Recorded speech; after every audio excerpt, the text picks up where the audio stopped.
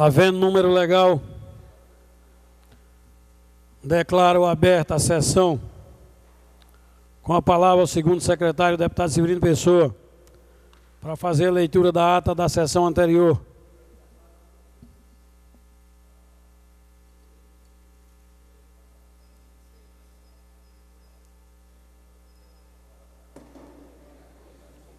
Ata a 11ª sessão ordinária do primeiro período da 4ª legislativa da 18ª legislatura. Presidente, senhor Luiz Dantas. Aos 14 dias do mês de março do ano de 2018, nesta cidade, Maceió, capital do estado de Alagoas, às 15 horas, na sala das sessões da Assembleia Legislativa Estadual, estão presentes os senhores deputados Luiz Dantas, presidente, Marcelo Vitor, primeiro secretário, Severino Pessoa, segundo secretário, Francisco Tenório, Galba Novaes, Dodô Holanda, Davi Davino Filho, Antônio Albuquerque, Bruno Toledo, Caribão Júnior, Chico Holanda, Edival Gaia Filho,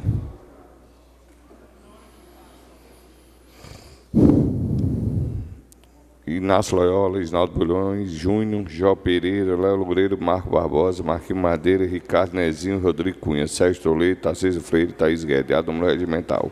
O senhor presidente declara aberta a sessão.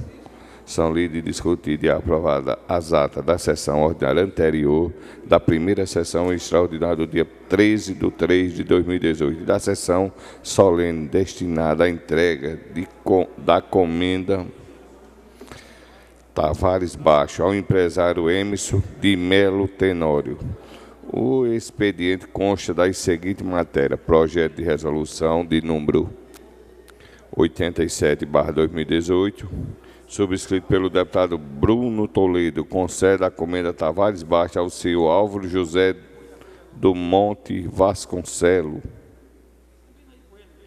Encaminhado à segunda comissão, requerimento de número 1672/2018, subscrito pelo deputado Rodrigo Cunha, requer uma audiência pública no dia 9 de abril do corrente ano para discutir acerca da implantação da Agência do Trabalho Decente em Alagoas. Requerimento de número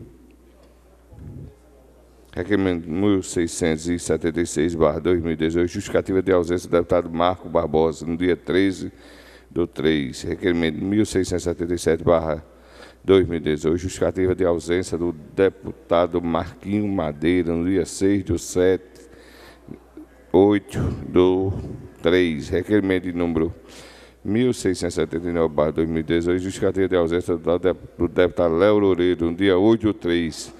Lido e discutido e aprovado os pareceres de número 812, 813, 814, 815, 816, 817/2018 da segunda comissão. Esgotada a matéria do expediente, não havendo oradores na hora do expediente, passa-se a ordem do dia.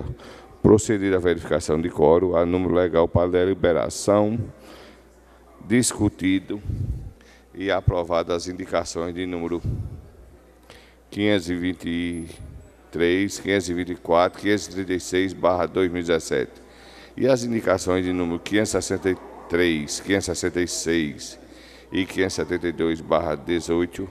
Encerrada a hora do dia, não há oradores e explicações pessoais. Senhor presidente, convido o senhor deputado para a sessão ordinária de amanhã. Senhor presidente, é o que consta em ata.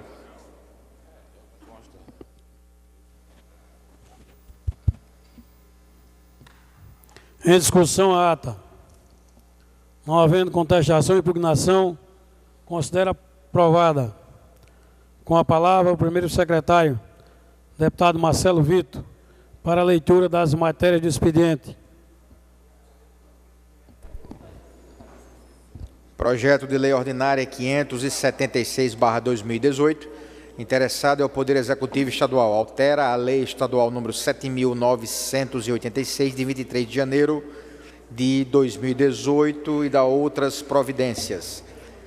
Indicação número 579/2018. Interessada é a senhora deputada Jó Pereira. Faz apelo que seja encaminhado ao excelentíssimo senhor governador do Estado com a finalidade de elaborar um projeto de lei visando criar o Fundo Estadual de Assistência ao Idoso e da outras providências. Requerimento 1680/2018, interessada também a senhora deputada Jó Pereira, requer retirada da proposição de pauta fundamentando o seu requerimento no artigo 172 do Regimento Interno desta Casa. A retirada do projeto de lei número 560/2018, com o protocolo geral número 499, da data 26 de fevereiro de 2018. Requerimento 1681/2018, interessado ao senhor deputado Dudu Holanda, requer a mesa na forma regimental justificar as ausências das sessões dos dias 1 e 8 do mês de março de 2018. Requerimento 1682/2018, o interessado é o senhor deputado Edival Gaia, requer a mesa na forma regimental justificar a ausência nas sessões dos dias 21, 22 e 28 de fevereiro de 2018. Requerimento 1683/2018, interessado é o senhor deputado Davi Davino Filho, requer a mesa na forma regimental justificar a ausência nas sessões dos dias 6 e 8 de março de 2018. Requerimento 1684/2018, a interessada é a senhora deputada Thaís Guedes, requer a mesa na forma regimental justificar a ausência das sessões dos dias 6 e 8 de março de 2018. É o que consta, caro presidente, no expediente de hoje.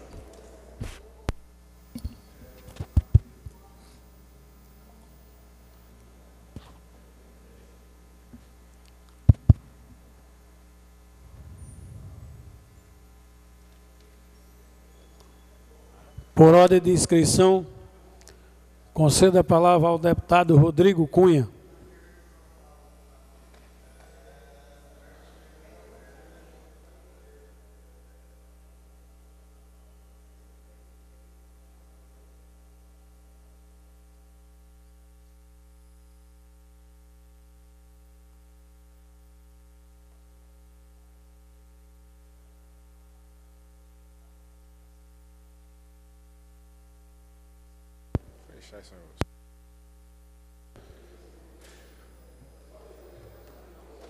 Senhor presidente Francisco Tenório, senhores deputados, todos que nos acompanham através da TV Assembleia, meu boa tarde. Senhor presidente, eu utilizo a tribuna na tarde de hoje para fazer um registro importante do dia de hoje, dia 15 de março, é considerado o Dia Mundial do Consumidor. Então, preparei um discurso baseado na importância dessa data, uma data que não pode passar batida, uma data que ainda hoje merece ser relembrada. Então, quero dizer aos senhores que, como todos sabem, fui superintendente do PROCON durante alguns anos e ali senti na pele a necessidade de termos órgãos de defesa do consumidor, não só para protegê-los, mas também para buscar harmonizar toda uma relação de consumo. Jamais colocar que o consumidor tem direito superior ao fornecedor, mas sim que ele não pode ser inferiorizado. E é esse o grande objetivo do atual Código de Defesa do Consumidor. É algo que está presente no nosso dia a dia, em nossa sociedade, todos os dias. Nós consumimos algo e simplesmente não podemos abrir mão desses nossos direitos quando eles são afetados. Isso porque, senhor presidente, cada vez mais a informação está sendo acessível às pessoas.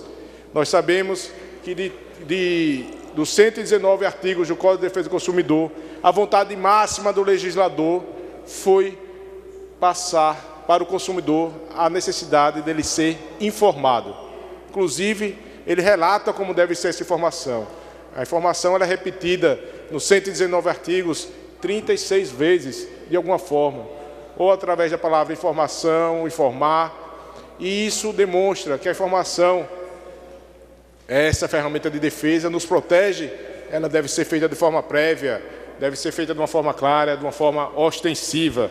E por isso, senhor presidente, que esses direitos que hoje nós comemoramos teve origem desde 1962, quando o presidente, à época o presidente americano John Kennedy, encaminhou para o Congresso americano uma carta estipulando apenas 4 direitos do consumidor, mas que são 4 direitos que são a base principiológica para aquilo que nós temos hoje no nosso ordenamento jurídico. Posso aqui afirmar, senhor presidente, que o primeiro desses direitos é justamente o direito à segurança. Em que sentido? No sentido de que o consumidor deve ser protegido contra a comercialização de produtos prejudiciais à sua saúde ou à sua vida. Ou seja, não deve ser colocado à venda produtos que não garantam a qualidade sobre aquele item. Não posso colocar à venda um automóvel que se desmanche no meio de uma estrada. Então, aqueles produtos que são colocados à venda, eles têm que ter a garantia de segurança e a garantia que não colocará em risco a vida do consumidor. Um outro direito é o direito de ser informado. Como disse, o nosso legislador brasileiro ressaltou esse como sendo o principal direito do consumidor. No entanto, a sua origem foi justamente através dessa carta do presidente Kennedy. Ele disse que justamente essa informação deve proteger o consumidor contra a publicidade, rotulagens ou práticas que sejam fraudulentas, enganosas e que sejam a ele dadas todas as informações das quais precise para fazer a escolha adequada. O terceiro direito é o direito à escolha. Assim, sempre que possível, o consumidor deve ter acesso a uma variedade de produtos e serviços a preços competitivos, incentivando a qualidade dos produtos e os serviços e preços justos. Por fim, e não menos importante, deve também ser garantido o direito a ser ouvido. Então, foram apenas 4 direitos que resumem todo essa área principiológica que baseou o nosso Código de Defesa do Consumidor. E o direito a ser ouvido é justamente para ter a certeza de que os interesses dos consumidores receberão consideração completa e favorável na formulação das políticas de governo e também tratamento justo e rápido em seus tribunais.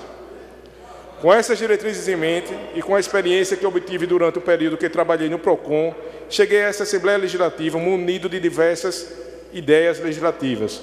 Também fui vice-presidente da Associação Nacional dos PROCONs e pude unir desde as reclamações que chegavam ao atendimento do PROCON, e poucas pessoas sabem, acham que eu fui nomeado a ser superintendente do PROCON de um dia para o outro, e não foi assim. Eu cheguei no PROCON como atendente, fui diretor de atendimento, depois fui para a fiscalização, fui diretor de fiscalização, virei diretor adjunto para depois chegar à superintendência. Então, atendi as pessoas. E essas experiências, somadas posteriormente com a experiência de viajar todo esse país, representando a Associação dos PROCONs, fez com que eu apresentasse, no início da legislatura, vários projetos de leis, que hoje 10 desses são leis relacionadas ao consumidor. Então, acredito que é dessa forma que eu busco, dentro dessa casa, colaborar para um mercado cada vez mais equilibrado. Apesar de ser consumerista, também entendo o lado empresarial, também me especializei em administração de empresas para entender os dois lados e não ser cético em apenas uma visão. Então, por isso, senhor presidente, eu faço essas ressalvas, lembrando que hoje nós temos um Sistema Nacional de Defesa do Consumidor muito mais fragilizado do que era há 3 anos. Tivemos um retrocesso em vários pontos. Aqui em Alagoas, nós temos uma situação em que o PROCON Municipal de Maceió está realizando o trabalho, foi instalado há pouco mais de 6 meses. Em Arapiraca também há um PROCON municipal. O PROCON estadual está passando por uma reformulação através da autorização dada por essa casa para que se transforme numa autarquia. Então vai chegar de uma forma poderosa. Houve uma recente nomeação e se cria toda uma expectativa, não para que sirva, como alguns acham, de trampolim político, porque não quem entra nessa seara achando que o PROCON por si só vai dar volta, Não é bem assim. Então eu torço para quem assuma o cargo que desenvolva um trabalho técnico, um trabalho em prol do consumidor, da cidadania e voltado também para aquelas pessoas que ali estão. São pessoas que fizeram parte de vários governos, são pessoas que fizeram parte do governo Ronaldo Lessa, fizeram parte do governo Teotônio Vilela, já fizeram parte do governo Renan Filho e que tem todo o investimento do Estado para a capacitação dessas pessoas.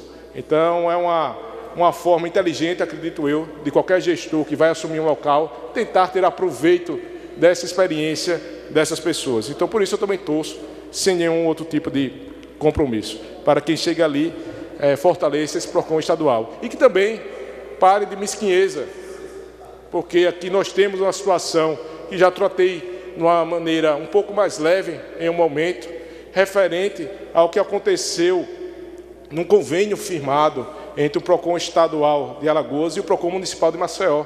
Um convênio para disponibilizar um sistema do Ministério da Justiça, que tem que ser necessariamente através do PROCON estadual. Foi feito um convênio e depois o governo voltou atrás, depois de publicado no diário, e até hoje não resolveu essa situação. Inclusive sendo notificado pelo próprio Ministério da Justiça para que justifique o motivo dessa não concessão do acesso do PROCON municipal de Maceió ao Sistema Nacional de Defesa do Consumidor. Algo lamentável, algo que não acrescenta nada. Eu acredito também que quem chega no PROCON estadual, sua principal função é trabalhar na parte da coordenação, numa parte da educação fiscal, numa parte de educação para o consumo, numa parte de fiscalização e também estimular com que novos órgãos floresçam. A exemplo do PROCON municipal, mas também temos a OAB no seu segmento do consumidor, que também realiza atendimentos individuais. Nós temos algumas associações nesse sentido, então o PROCON deve chegar nessa forma. Então eu queria deixar esse relato, lembrando que hoje, no Dia Mundial do Consumidor, nós temos um código de 1990, que já não é novo, mas é um código completamente moderno, adaptado à nossa situação econômica, à nossa situação jurídica, nossa educação social, financeira. Então não há por que se mexer nesse código. Apesar de ter algumas leis estaduais, essas sim, buscando exemplos positivos que deram certo, é importante a gente estar sempre rememorando essa grande conquista para o consumidor brasileiro.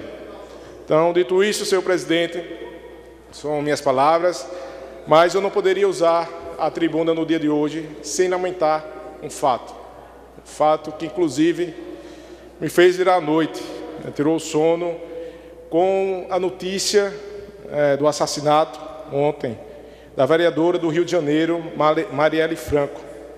Ela que foi morta a tiros no centro da cidade do Rio de Janeiro, não só ela, como também o motorista que estava com ela, e a principal hipótese até agora levantada é justamente de execução, pela forma brutal que se cometeu esse crime.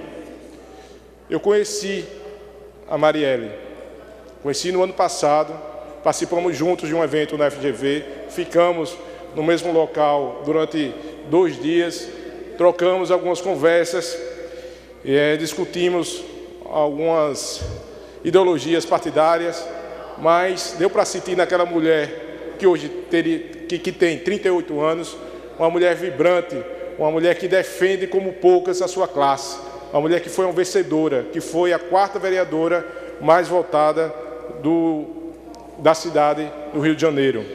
Então, Marielle, que sempre lutou pela justiça social, foi calada e dessa vez para sempre, simplesmente por incomodar e por pensar diferente. E aí foi uma pergunta feita não por mim, mas por várias pessoas, de ontem para hoje, perguntando até quando isso vai acontecer, até quando engajar novas vozes na política, novos líderes, que já é muito difícil. Quando nós deparamos com uma situação como essa, o sentimento de impotência inevitavelmente nos atinge. Mas eu queria dizer que não devemos deixar que a violência nos paralise, não podemos nos acovardar, não podemos ter medo, devemos fazer dessa dor um combustível para uma efetiva mudança. Não deixemos que o fim da vida de Marielle seja mais importante que a mensagem que nos deixou em vida. Independentemente de suas ideologias, devemos, a cada dia, incutir em nossas mentes que o poder de mudança está em nossas mãos, que vale a pena defender nossos propósitos, que esse Estado, que nosso país, que nossa vida tem jeito. Se não fizermos isso e buscarmos isso, ninguém o fará. Então, senhor presidente, eu gostaria aqui de registrar minha solidariedade aos familiares, aos amigos, a todos que acompanham a carreira da Marielle, que tão bem representou a Câmara dos Vereadores do Rio de Janeiro. Então, tive essa experiência pessoal e confesso que quando nós lutamos vários discursos aqui nessa Assembleia, na Câmara Federal, nos 4 cantos desse país, dizendo que é importante a participação da mulher na política. E quando nós temos uma mulher extremamente diferenciada, ela é mestre na sua área de sociologia, ela é uma pessoa com 38 anos, com uma bagagem incrível, ter sua voz calada para sempre. Então, por quê? Porque ela defendia uma causa. Ela não agrediu ninguém, ela não foi... ela era uma pessoa do bem, mas que defendia o seu povo. E hoje nós ainda estamos presos a uma era medieval, em que tudo se acaba, muitas vezes, quando não se tem argumentos, se acaba na bala. Então, todos os senhores sabem que eu também já fui vítima disso. É algo que está cravado, que está cicatrizado, mas que ainda faz parte do meu DNA e que está tatuado na minha alma e que nunca sairá. Então, isso também, quando eu vejo um caso desse como a Marielle, volto no tempo, sim, ganho mais força no sentido de dizer que é necessário, sim, estar dentro da política, que é necessário fazer com que quem é mal pague. E é necessário fazer com que as pessoas de bem sempre participem efetivamente da política. Isso não apenas de forma efetiva, indo para cargos eletivos, mas também na participação popular. Então, a todas as mulheres que no dia 8 de março saíram de casa para marchar por direitos, para exercer seus direitos, quando tiverem um caso como esse, abracem como sendo essa também uma dor sua, porque é muito melhor se juntar por amor à causa do que ter que se juntar pela dor. Então, quando um caso como esse torna uma repercussão nacional, não que seja diferente da Maria que é assassinada no Jacintinho, em Cruz das Almas, por uma bala perdida, ou então tentando defender o seu filho que possa estar no mundo do crime. Não que seja melhor, mas que é uma forma de simbolizar uma luta de uma mulher guerreira que espelhava várias outras mulheres a seguirem de maneira erguida. Foi uma das principais atoras, digamos assim, foi uma das principais características dela, foi uma das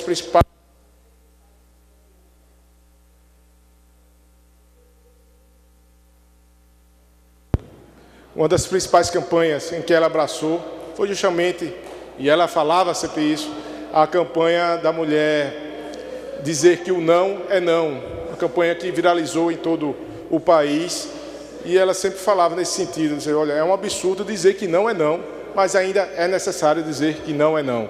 Então, Marielle, pode ter certeza que onde quer que esteja, você deixou sua mensagem, uma mensagem que ainda vai inspirar muitas outras gerações. Então, em defesa das mulheres que são violentadas desse Estado, em defesa das mulheres que são violentadas desse país, ela jamais será esquecida. Então, senhor presidente, esses 2 registros foi o que me fez utilizar hoje a tribuna dessa casa.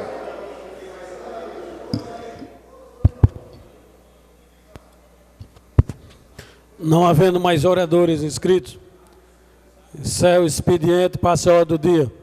Com a palavra, o primeiro secretário para fazer a verificação de quórum. 13 deputados presentes, senhor presidente. Não havendo número legal, passa as explicações pessoais. Não havendo oradores inscritos, convoco os senhores deputados para a próxima sessão ordinária, hora regimental, e encerra presente.